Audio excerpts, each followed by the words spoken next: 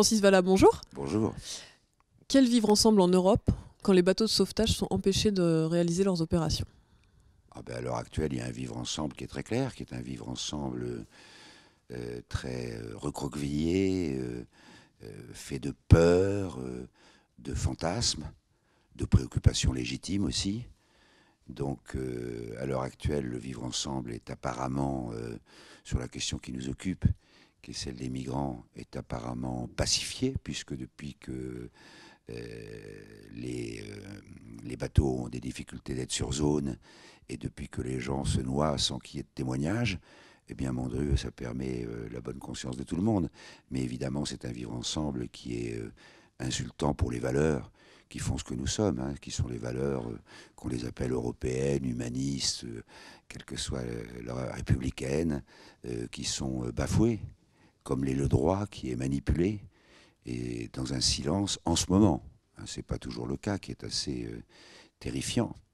Et puis un vivre ensemble parfois douloureux, parce que alors que je préside une organisation qui est exclusivement dans le sauvetage, sauver les gens et les amener dans un port sûr, et rien d'autre, qui ne se permet pas, qui ne se juge pas elle-même légitime pour dire ce qu'il faut faire après. Elle est tout à fait d'accord, elle est citoyenne pour le fait que ce sont les politiques qui doivent décider de la politique. Donc tout ce que nous disons, c'est nous manquons de stratégie, et que c'est le travail des gouvernants d'avoir une stratégie, quelle qu'elle soit, pour ce problème qui concerne les migrants, bien entendu, mais aussi nos enfants, nos petits-enfants, etc.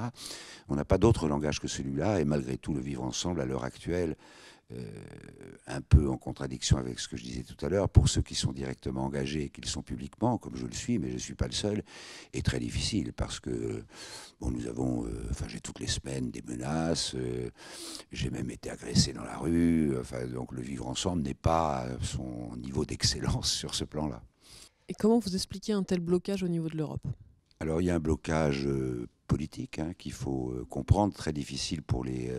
moi je ne suis pas là pour dire tous ces politiques sont irresponsables. Je pense qu'ils le sont objectivement depuis des années en laissant l'Italie face au problème, et à l'heure actuelle en ne travaillant pas une stratégie.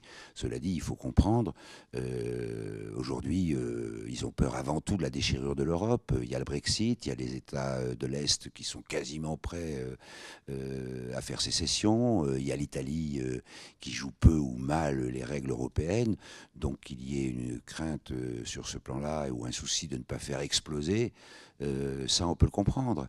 Mais il y a dans l'Europe des mécanismes même qui permettent à certains États d'agir ensemble. Or nous savons qu'il y a aujourd'hui des États comme la France d'ailleurs, hein, qui depuis quelque temps, comme vous le savez, sur ces opérations ponctuelles de débarquement se mobilisent quand même. L'Allemagne, l'Espagne, le Portugal, Malte, c'est pas toujours très clair, qui ensemble pourraient sortir un système pérenne qui fasse qu'on sorte de cette situation épouvantable à l'heure actuelle, et qui d'ailleurs, pour les politiques, n'est pas très facile à gérer non plus, puisqu'ils sont tous les 8 jours, tous les 15 jours, obligés de prendre des positions ou de laisser faire des choses épouvantables, et ont beaucoup de mal à trouver des accords au coup par coup. L'Aquarius est donc à l'arrêt depuis quelques mois. Vous ne le réutiliserez pas. Quelles sont les perspectives pour SOS Méditerranée? Alors l'Aquarius est non seulement à l'arrêt, il a quitté le 1er janvier, nous avions le cœur serré d'ailleurs, à midi, hein, le port de Marseille, où il était immobilisé depuis plus de 2 mois, pour être rendu à son armateur, car nous en étions locataires. Nous nous en sommes séparés parce qu'il était devenu un navire symbole, à la fois positif, 30 000 personnes quand même sauvées, c'est pas rien, et puis négatif, puisqu'il catalysait, si vous voulez, cette haine. Il n'y a pas d'autre mot, hein.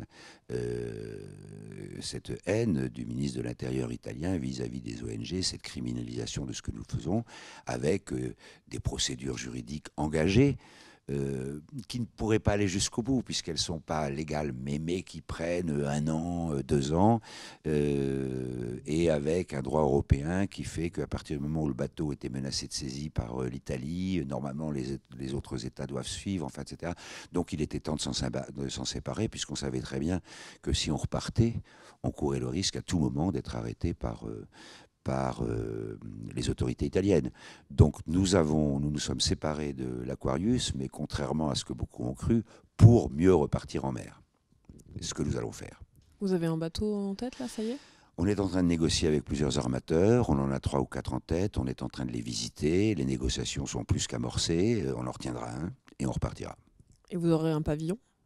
Et ça va avec. Hein. Donc on négocie, je n'ai pas de boule de cristal, mais avec des armateurs qui sont parfaitement au courant de ce qui s'est passé avec l'Aquarius et qui y vont les yeux ouverts. Et d'autre part, il y a dans l'intervalle certains États qui, sur ce plan-là, probablement accepterait moins de se soumettre au chantage des Italiens, parce qu'il n'y a pas d'autre mot, hein, du gouvernement italien, qui est un chantage très simple et qui consiste à dire aux autres gouvernements européens, pardon, aux autorités de pavillon concernées, quelles qu'elles soient, si vous gardez ou si vous donnez le pavillon à l'Aquarius, tous les bateaux qui battent votre pavillon auront des problèmes dans les ports italiens. Ce qui, encore une fois, est totalement illégal et contraire au droit international, d'ailleurs.